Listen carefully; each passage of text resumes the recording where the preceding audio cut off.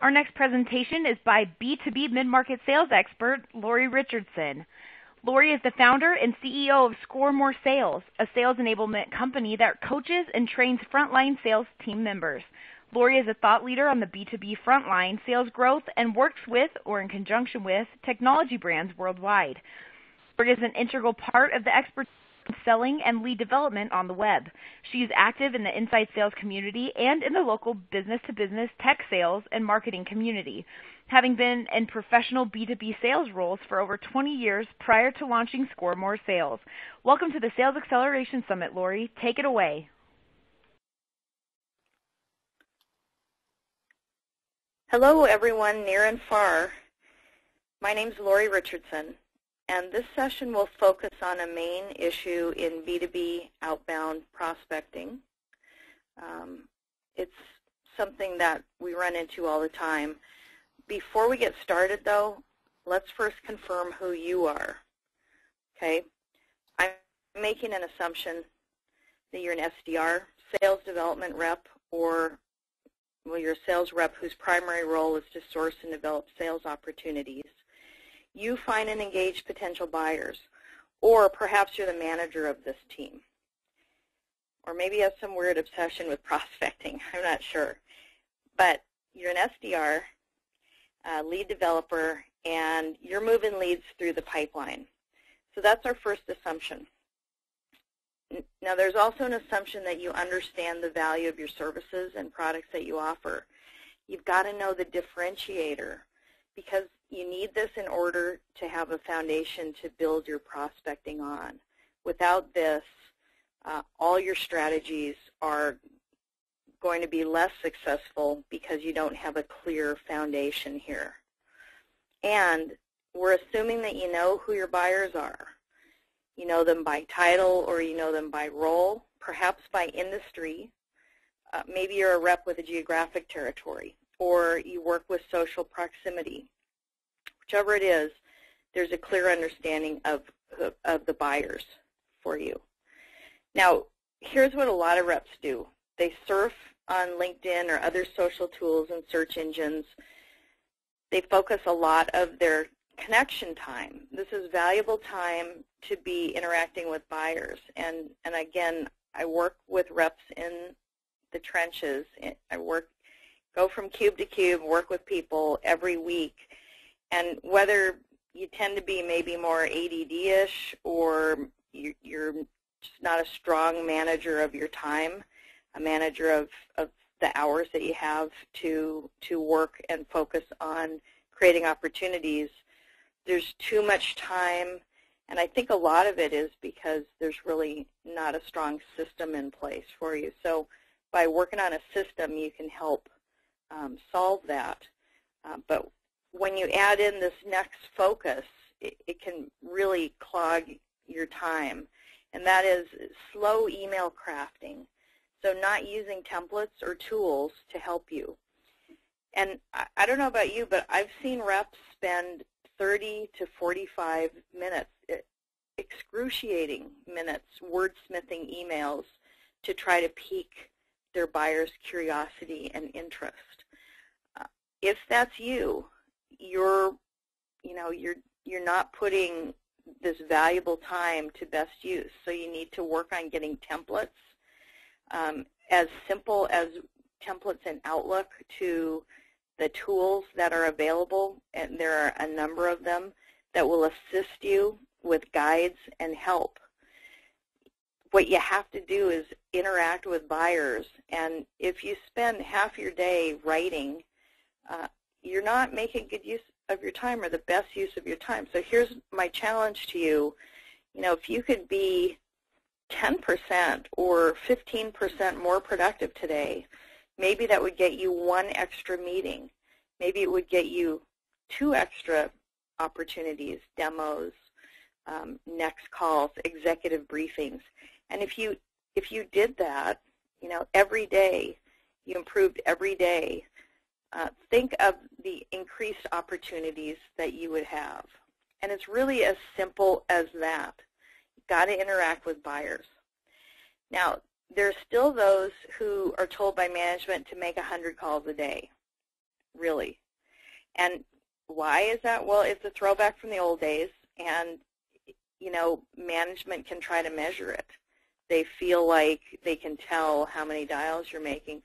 How does management measure a LinkedIn conversation, for example?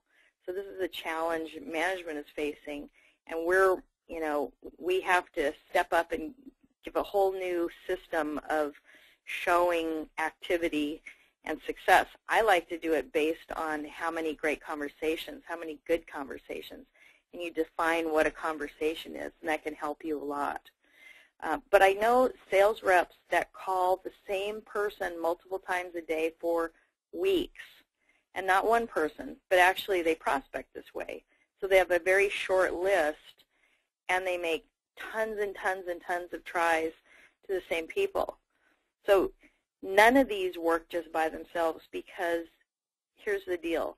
You need to meet your buyers where they are. And there's no one way, but there is a system we use, which we call a multifaceted sales prospecting system. And it's like the facets on a gemstone.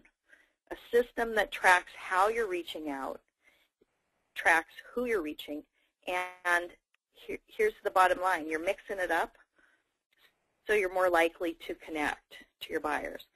You might say, well, how much more likely could I connect? Here's an example. One rep only made calls. He started using a social strategy, reached someone he never could get by phone, and it was a decision maker, and closed $250,000 recurring revenue deal. That's an annual deal. So clearly, it was a lot smarter for him to try to add in another way and to find his buyer, who he would never find by phone. He would never be able to reach that way, and he found it quickly and much easier than he probably thought he could. So let's go through some of these options. All right, the referral is by far the best way to reach a prospective new client. We call it the high road because, it's the short path in. When you're referred by someone, deals close quicker and often better because you were referred by a trusted source. And you can be referred internally, or you can be referred through an executive referral outside of a company to your buying team. And this is a beautiful thing when it can happen. So there's a lot of weight in spending time working on who you can be referred through. And I would definitely listen to other sessions on that as well. The phone is a go-to tool. I mean, if you use a dialer system, you use local presence. Many reps we see are just not comfortable dialing to find buyers. And this is part of the multifaceted gemstone, because calling is quick, it's simple, and you'll reach some of your buyers this way. So this is, if you're one of those people that live through email, I was once accused of hiding behind email because that's all I did. I just emailed everyone. It was quick for me. I had a system down, but I was missing people that I can easily connect with on the phone.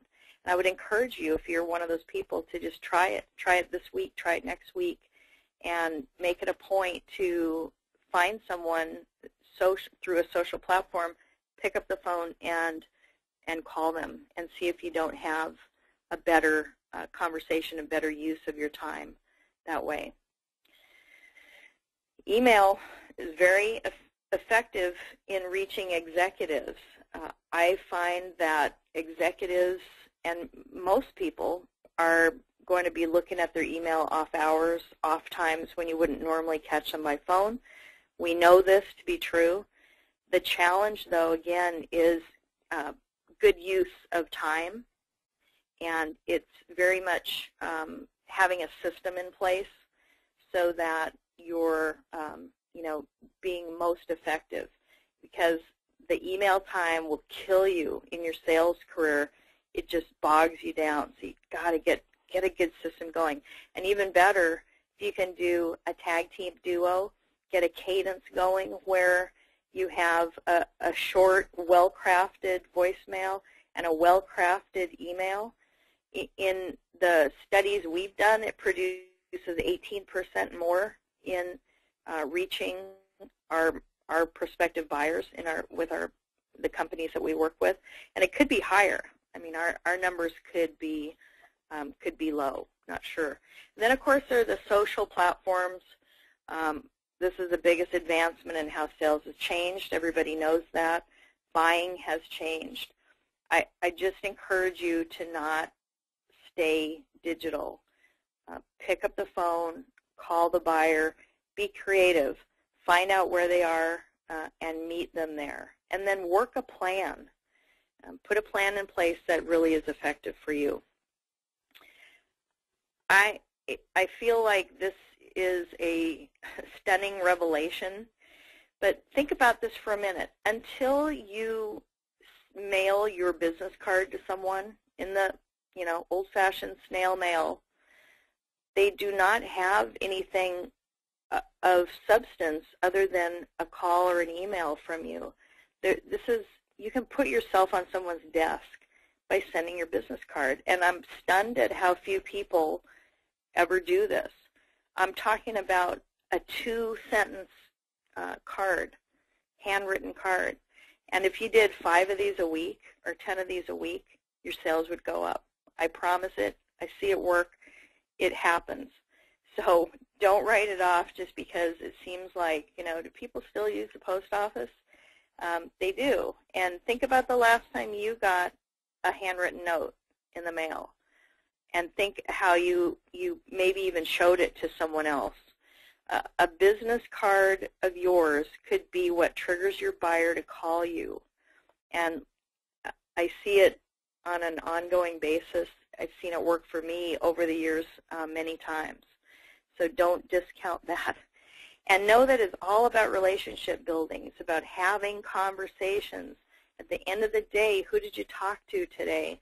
And what conversations are you having that are moving forward to lead you toward a win-win sales opportunity with a buyer?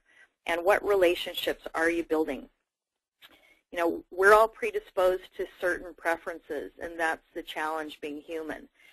I like email, so I'll live in email. I'm really good in social, love LinkedIn. I'm just going to do that all day long. But are you having the connections and the conversations? And if you are, that's great. My motto is, if it works, don't change it. But if you can increase by 1% every day, by 10% a week, and you got extra meetings, more appointments, would it be worth trying some of these things? Multifaceted. Think about a gemstone the next time you see one, and think about ways that you could diversify your strategy and put it in a process, a systematized process.